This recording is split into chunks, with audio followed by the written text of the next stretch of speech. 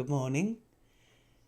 You're very welcome. And in today's video, I'm going to share a story, a sort of jumbled together case study, and it's going to be part of a series of videos on the stories we tell ourselves. And in today's video, I'm going to explore the story that we may call ourselves lazy, unmotivated, unproductive. And the person in my story, her name is Jane, and she has a deeply held belief system that she is lazy. So before I go in and share this story, which is a case study with a client that I worked with, I just want to introduce myself. If you're new to this channel, my name's Anand and I'm an emotional wellness coach.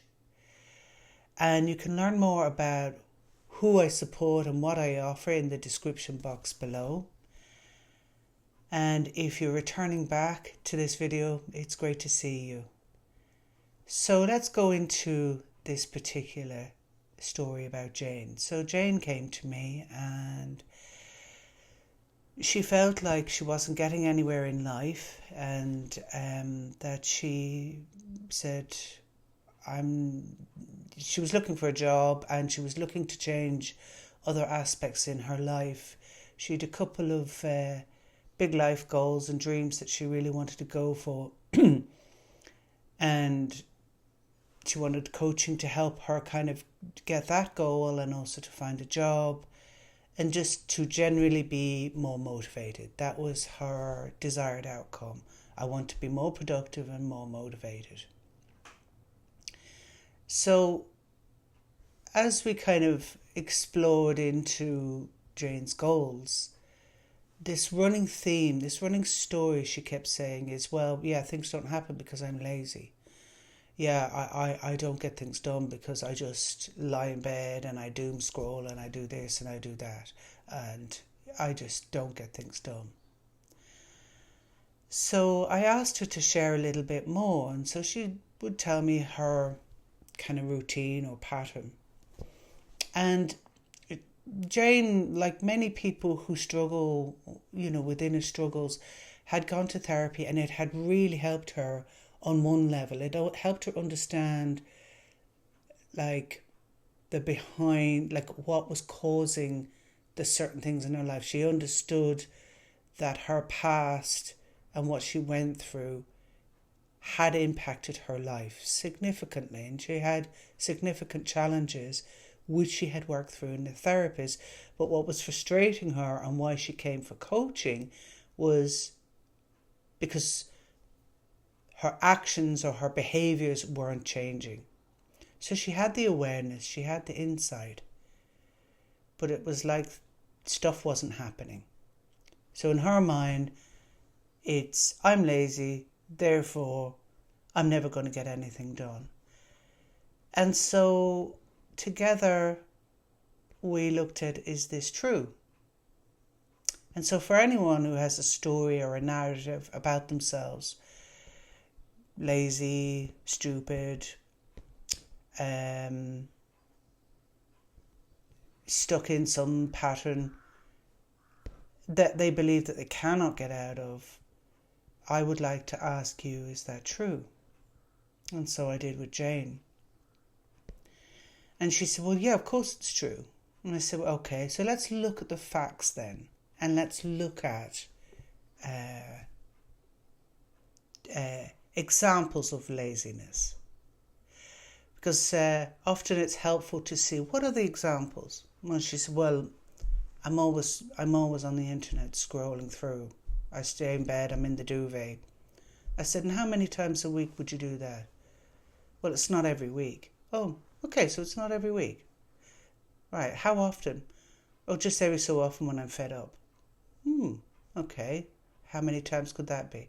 Well, some weeks I can go great, and then the odd week I might just doom scroll, or sometimes I might doom scroll for 3 days in a row.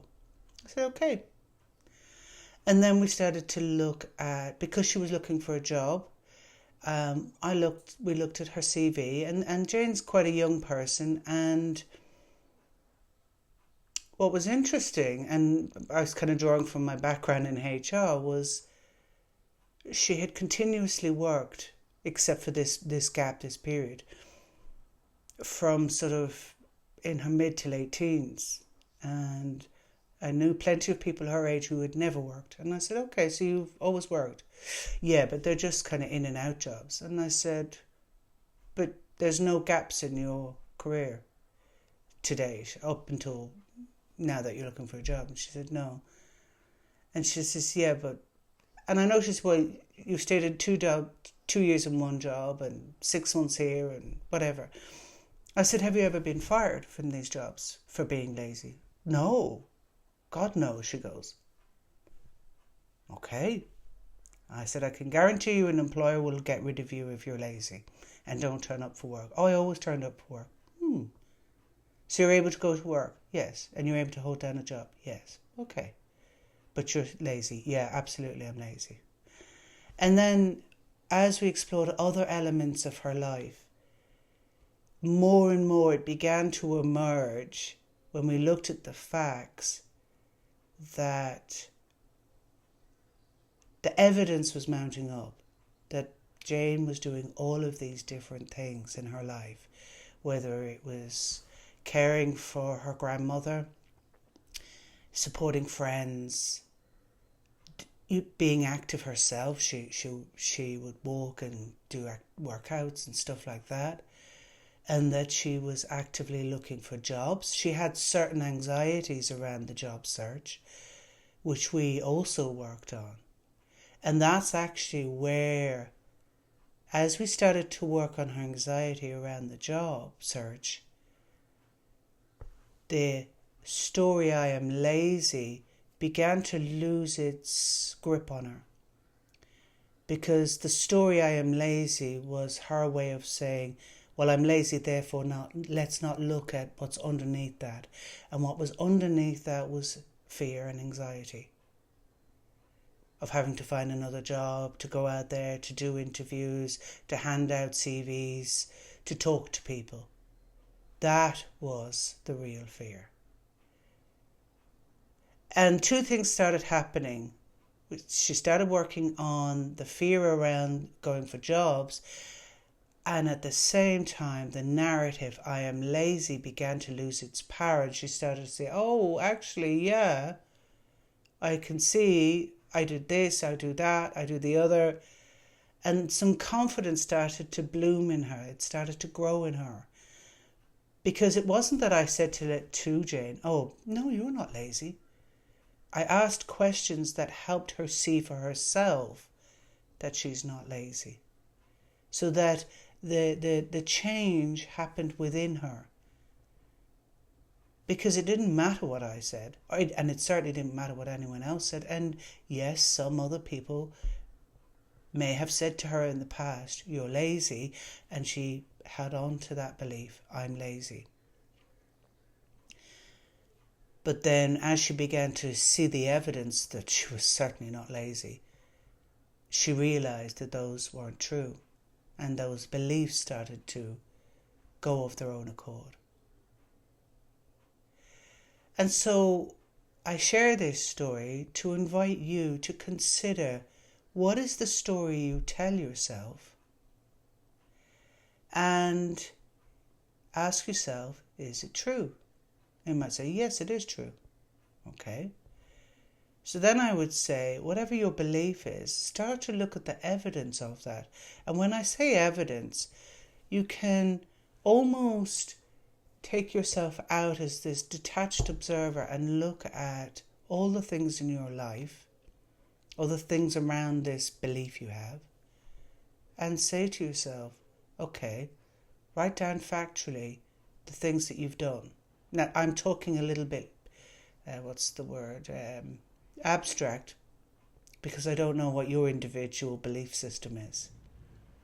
But look at these things and look for evidence that either supports your belief or discounts it.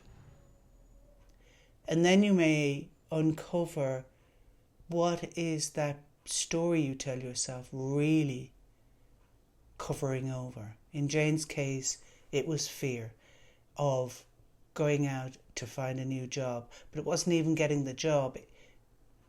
It was the process of securing the job, going to strangers, talking to them, interviewing, approaching them.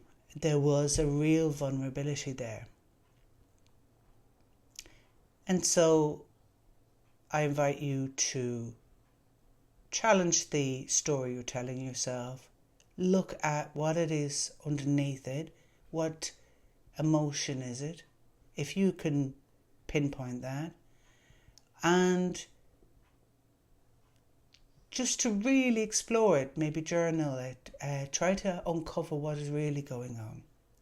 And if you're really stuck and you'd like some support, you're very welcome to contact me for a free 1-hour insight coaching call, and we can explore it together. You get a taste of coaching, and if you like that taste of coaching, then we can work together in a coaching partnership where together we'll explore your issue and make that move from the story you tell yourself to achieving the thing that you would really like to achieve. So thank you very much. I hope you have a great week ahead, and I'll see you in the next video. Take care. Bye-bye.